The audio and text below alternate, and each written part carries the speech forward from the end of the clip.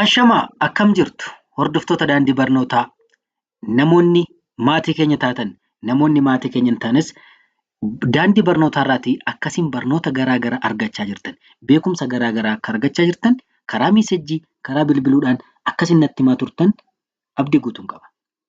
Isa kanaaf guyyaa har'aa kana immoo barnoota afaan Oromoo keessaa kanan isiniif qabadheen dhufeen jiru jechoota danoomsuu kan jedhu isiniif qabadheen dhufeen jira.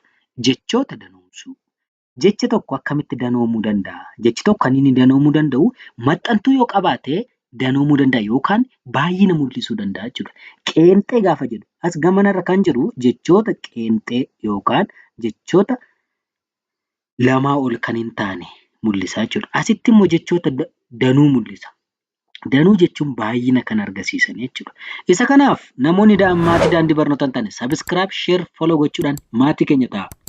Namoonni immoo sababa rakkina qabeenyaaf, sababa rakkina maatiidhaaf barnoota galtanii hin baratin haftan. Amma barri isiniif banamee jira waan ta'eef karaa lakkoofsa bilbilaa fuula iskiriinii kan irratti argamu kanaan nu bilbilaa. Karaa waatsaappii, karaa imoo, karaa zuumii, karaa telegiraamii, karaa bootimii nu bilbiluudhaan qubeerraa kaasnee hanga isin barreessuuf dubbisuu dandeessanitti bifa gaariidhaan isin barsiisna jechuudha. Kanaaf jechi kun maal jedhaa? Harree jedha. Harree gaafa jedhu qeenxeedha kun. Tokko kan ta'e mul'isa jechuudha. Asitti immoo danuusaa gaafa mul'isnu harroota jedha. Harroota. Oota dabalatee maal ta'eera? Baay'ina argisiiseera. Baay'ina argisiisee jira jechuudha. Harree harroota jedha jechuudha. Deebii asitti nama kan jedhu kun tokko kan taate mul'isa. Tokko kan taate. Nama asitti immoo gaafa danoomsinu namoota jedha laala. Oota dabalatee maxxantuu oota kan jiru kan dabalatee maal ta'eera? Baay'ina mul'iseera jechuudha. Lamaa isaa ol mul'isee deebiira jechuudha. Nama yoo jedhu qeenxeedha. Namoota gaafa jedhu immoo danoomee jira jechuudha. Baay'atee jira jechuudha. Deebii asirratti barsiisaa jedha. Barsiisaa gaafa jedhu nam tokko bichaa mul'isa kun qeenxeedha.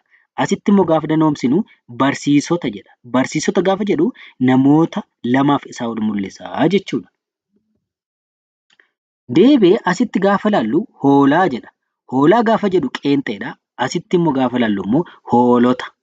Hoolota jedha. Hoolaa gaafa jedhu qeenxee tokko kan taate mul'isa jechuudha.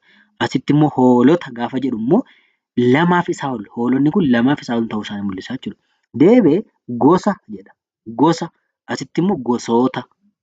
Gosoota. Ji'a. Ji'oota jedha laala. Ji'a gaafa jedhu tokko qeenxeedha. Asitti ji'oota gaafa jedhu immoo baay'ina mul'isa jechuudha. Jecha. Jecha. Jechoota. Jechoota jedha laala. Jecha jettanii gaafa barreessitan qeenxee mul'isa jechuudha. Jechoota gaafa jettan immoo jechoota lamaaf isaa ol ta'uu danda'a jechuudha. Baay'ina kan mul'ise jechuudha. Laga jedha laala. Laga. Laga gaafa jedhu laga tokko bichaa kan taate mul'isa qeenxee. Asitti immoo lagoota jedha. Lagoota. Deebiin itti aanu biyya jedha. Biyya gaafa jedhu tokko bichaa mul'isee jira. Asitti gaafa oota dabalatu immoo biyyoota jedha laala. Biyyoota. Isa kanaaf barattoota keenya torban dhufu mata duree haaraatiin wal argina waan ta'eef sabiskiraayib, sheer, foloo gochuudhaan nu eegaa. Nu bilbilaa. Lakkoofsa bilbilaa kanarratti nu bilbiluudhaan barachuu ni dandeessu. Turtii gaarii.